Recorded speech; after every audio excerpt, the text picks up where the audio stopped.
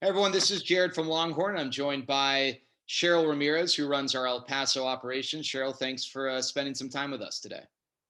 Thank you, Jared. Now we've got a special guest, Cheryl. Who do we have with us? Liz Ryan. How you And doing, Liz? I'm doing fine, thank you. Cheryl, what can you tell us about Liz? How do you all know each other? We actually met in a networking group. We would meet once a week, every Tuesday, and Okay. Liz was just really outgoing, friendly, and just made herself available to everybody. It was great networking with her, and she was interested in some investing. So that's how we originally met. Now Liz just completed her first deal with Longhorn. Liz, I guess what were your initial impressions of getting involved in a hard money loan, and now that the deal is wrapped up, what was that experience like? Um, I had not, I had been wanting to do investing and I had shied away from it for quite some time because I was afraid. I was afraid about the hard money loan, getting the money. And then once I talked with Cheryl, she just made me feel so comfortable and all that fear went away. And she worked with me. I told her, you're going to have to hold my hand. This is my first one. And she did, and she helped me through it. And it was really a good experience. Yeah, I'm glad you mentioned that because we'll work with people who are seasoned investors. We'll work with people who it's their first time doing this. Obviously, Liz, you kind of fall more on that side of it. Cheryl, that's I think that's one of the things that sets Longhorn apart is that we don't shy away from first time investors, people who are new. And uh, in my experience, it's actually makes it sometimes more enjoyable because you're kind of learning with that person as opposed to them coming in with their ideas of how to do things without maybe being flexible and how to operate within the confines of what we do. Absolutely. I really enjoy it. I mean, I enjoy helping people, and so for me to help a new investor get their feet wet and start going into the real estate investing world, it's really what gets me going. I love my job and I love helping people. Unlike other lenders who will just, sign here on the dotted line and the lender's gone. I'm sure Liz can attest, like I'm there to the very, very end. No matter what the investor needs, if they need help finding contractors or whatever they need. And so it makes it much easier, especially for the first time investors, to go with Longhorn because of our customer service and what we do for our borrowers.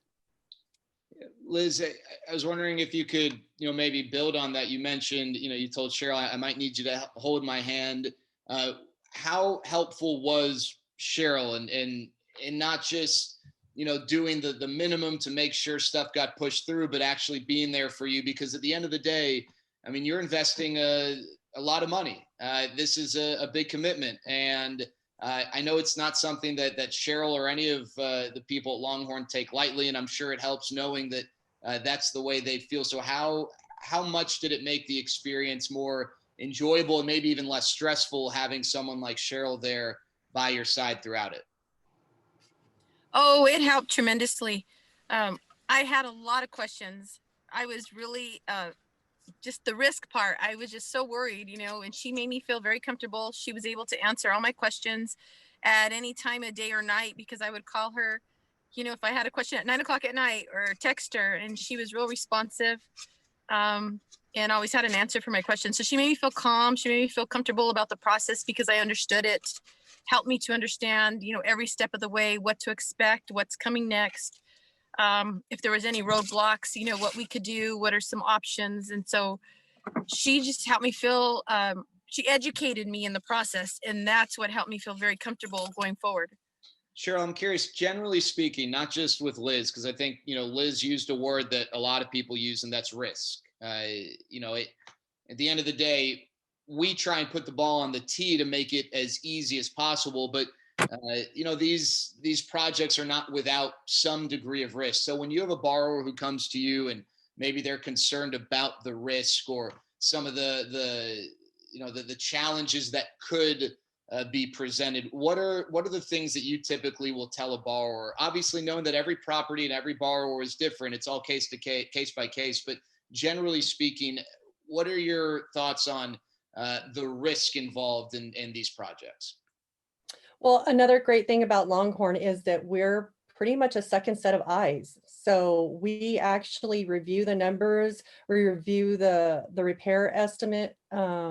We make sure that, the numbers are going to work. So we actually, want our borrowers to be successful. We want to be there long term with our borrowers. And so we go through the projects and make sure that there is, always going to be risk, but we try to make sure it's minimized, as well as, we have great connections with great appraisers, and also with, I recommended a title company and escrow officer for Liz, and we really had just a really great smooth closing with the purchase of the property. So we at Longhorn, we try to minimize the risk as much as we can from the lender standpoint. But again, staying through with the borrower to the very end until they can either sell their property or refinance it, it also minimizes the risk for the borrower.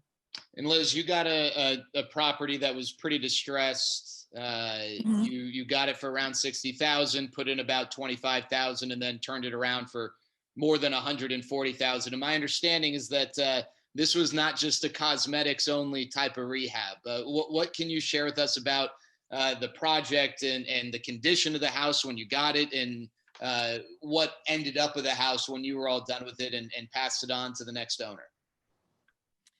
When we got the house, yeah, it was in pretty bad shape.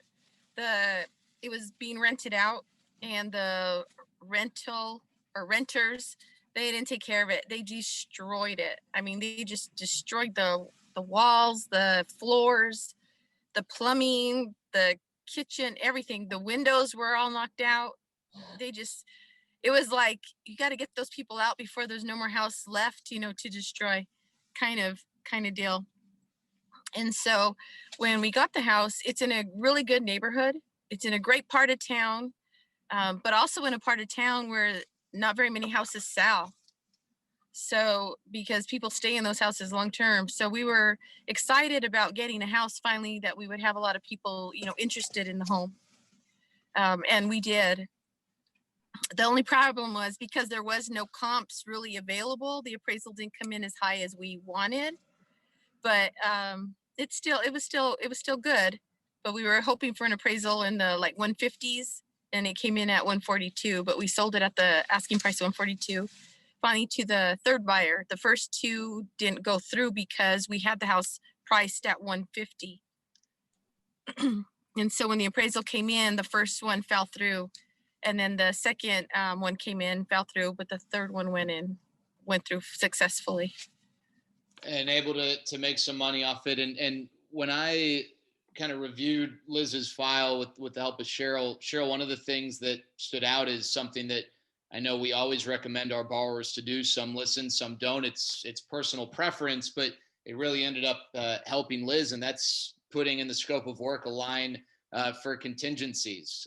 When you go through the rehab process, you think you know everything that's going to pop up. Sometimes you do, sometimes you don't. Liz was prepared for that part, that the times you don't always know. And unfortunately, that was the case. But fortunately, Liz was prepared. Cheryl, can you kind of explain what Liz did to put herself in a position? Can I come to that, Cheryl? Oh. Yes, absolutely. Okay. Yeah, Jared, actually, when I first put in my plan with Cheryl, I didn't have a contingency. And it was because of Cheryl explaining to me what a contingency plan was and really walking me through that process that I ended up finally adding the contingency. Because I don't know if you recall, Cheryl, the very first one that I sent to you, you saw it without a contingency, and you called me and said, well, okay, let's talk a little bit, knowing I was new, and I'm telling you, I was so happy to have that contingency, because we did have some issues, and that contingency plan, really helped out. And Cheryl, that really is a big part of, you mentioned we're a second set of eyes. We're a support. We're here to help. It's not Liz is not loan number 73269. Liz is Liz. And it's knowing that, hey, this is the first time Liz has done this. Let's look out for these certain things. But the contingency part of it is huge because most people have been through some sort of a rehab, whether it's for their own house or maybe they're an investment property. We want all plans to go off without a hitch, and sometimes they do, but sometimes they don't. Well, for someone watching that's kind of curious, well, what are they talking about with the contingencies? What can you share with us about that and how it can benefit a borrower when you go through the renovation process? Absolutely. So, no matter when you walk the property, let's say you're taking down some old wood paneling, behind it, there's termites, or, in Liz's case, she removed a bathtub and it had been the ground eroded underneath. Usually, it's suggested for at least a 10% contingency. Sometimes if you're brand new, the contingency can go to 10 to 20%, but it's there for those issues that may arise, so that you'll be covered and you can move smoothly through the loan without, being in worry of not being able to cover all the repairs. So it's another thing that lessens your risk for the hard money loan. Liz or Cheryl, when you think about the project, the process, any of that stuff, is there anything that maybe we haven't covered that's worth sharing for someone watching who is using this as a tool to learn more about the process, or just doing what Liz did and taking that leap and trusting that that there's a lender out there that has that individual's best interests? Jared, for me, what helped, it wasn't just Cheryl telling me about the process. She actually sent me documents. Like there's a flow, the whole process. It was in writing, very simple, easy to understand and follow. So along with actually, being a person who likes to see it, touch it, feel it, that really helped. And then she was able to explain each step of the way, as I had the document in front of me. And that I thought was very helpful. Cheryl, is there anything? Oh, go ahead, Cheryl. I mean, Liz was awesome. I do always want my borrowers to come with questions. You want to understand the process. You want to have all the information. You want to be confident with the loan, your rehab process, how to exit, to be prepared, to be able to exit whether you're flipping it or you're getting a rental. And so I don't look at, questions as, adding on to my job. I enjoy it. And it's important for the investor to do that. Liz was great in making sure she understood the process. She's very outgoing. She is, wanting to learn more information, and that's how you become successful in anything, not just in real estate. So she did an awesome job. And when there are hiccups, she stayed full force. She stayed the path. She stayed calm. She did the hard work, and she got this property in the contract, her first, all by herself. And she got this property sold all by herself. So she did an excellent job, and I just want to commend her for it. Thank you. Liz, last thing, for someone who might be in your shoes, who they're familiar with conventional loans, but the hard money thing, what is this? Oh, this is a little different, and I don't know. There's some hesitancy. What's something you would say to that person about the benefit of a hard money loan and how it helped you? I couldn't have done this project without the hard money loan. The thing is, get educated like I did, do your homework, and don't be afraid. If you have a good rep like Cheryl, you're gonna have all your questions answered, and you'll be able to go forward with your project and be successful. So I think don't be afraid to get a hard money loan, but do your homework. Well, you can see at the bottom of the screen information on how to get in touch with Cheryl, the website, longhorninvestments.com. Cheryl, but just in case someone can't see, how do people get a hold of you? Well, like Liz said, I answer my phone day and night, 915-276-1296. And you can reach me also on Messenger. I'm also on Facebook under Cheryl Ramirez and Cheryl Ramirez Longhorn Investments. And my email address, cramirez@longhorninvestments.com. Awesome. Well, Cheryl, thank you so much. And Liz, congrats on a successful first project, and here's to many more. Thank you. Thank you. All right, there you go. That's our Longhorn Investments Roundtable. Talk to you next time.